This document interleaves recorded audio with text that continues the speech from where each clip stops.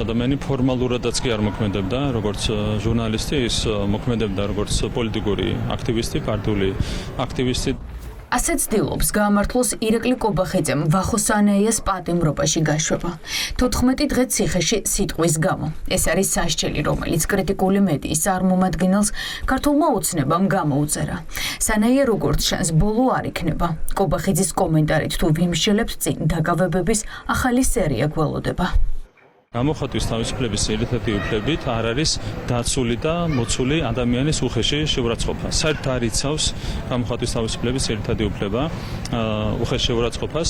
შესაბამისად, აქ ფორმალურადაც კი არასწორად მსჯელობენ კონკრეტული ადამიანები, მათ აქვთ პოლიტიკური დაკვეთა. კანონის წინაშე ყველა არის თანასწორი და რა თქმა უნდა, ამ შემთხვევაში სწორედ ასე თანასწორად იმოქმედა შესაბამისმა უწყებამ. საქმე ეხება ეროვნულ ამოცანას, ეროვნული მნიშვნელობის ამოცანას. ჩვენ არავის მივცეთ გარედან სიძულვილისა და აგრესიის თავსმოხვევის საშუალება.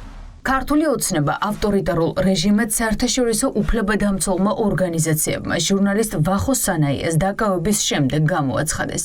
ჟურნალისტების დაპატიმრება, კრიტიკოსების დადუმება, სიტყვის თავისუფლების კრიმინალიზაცია და კანონის იარაღად გამოყენება არის ის მეთოდები, რასაც Freedom House და მსოფლიო თავისუფლების კონგრესი ავტორიტარული რეჟიმების გეგმას უწოდებენ.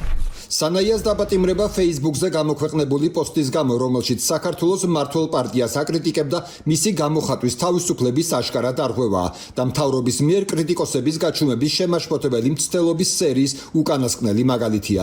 მოვითხოვთ სანაიას დაუყოვნებლივ და უპირობო გათავისუფლებას. ქართულ ჟურნალისტ ვახოსანაიას Facebook-ის პოსტის გამო 14 დღიანი პატიმრობა მიესაჯა. ეს არის კიდევ ერთი შემაშფოთებელი ნაბიჯი ქართული ოცნების ავტორიტარული რეჟიმის მხრიდან სიტყვის თავისუფლებასა და დამოუკიდებელ მედიაზე თავდასხმის გზაზე.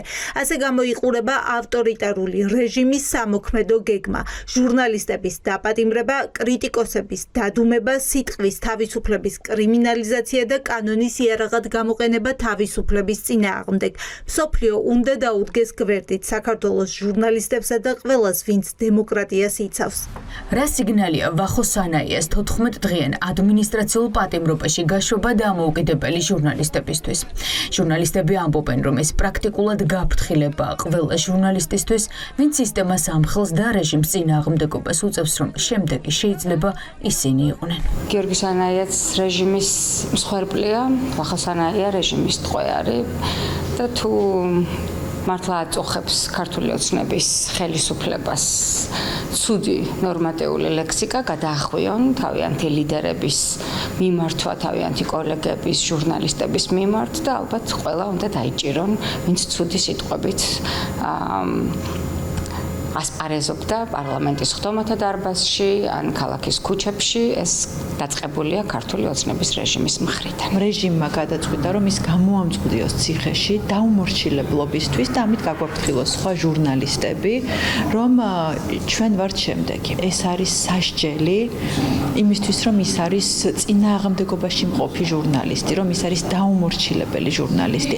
იმიტომ რომ არ დაგვავიწყდეს, რომ საქართველოს დღეს მართავს ადამიანი, რომელსაც არ აქვს იუმორი და რომელსაც მედია ისმის მხოლოდ და მხოლოდ საკუთარი პიარის გამტარ მედია. და ბიძინა ივანიშვილისთვის და მისი პარტიისთვის, ქართული ოცნებისთვის ვახოსანაია და აი ეს ჟურნალისტები, ვინც წინა ხაზზე დგანან და თუნდაც უკანა ხაზებში დგანან, ისინი უნდა დაისაჯონ და ამისთვის იყენებენ სხვადასხვა რაღაცებს. ქართულმა ოცნებამ ჯერ ადამიანებს ქუჩაში პროტესტი შეუზღუდა. შემდეგ ტროტუარზე დგომა კრიმინალად გამოაცხადა. შემდეგ იყო ჯარიმები პოსტების გამო და ახლა უკვე პატიმრობა. ჟურნალისტებისა და რიგითი მოქალაქეების წინააღმდეგ რეპრესიები ავტორიტარული მმართველების ხელწერით მიდის. ასეთია შეფასება.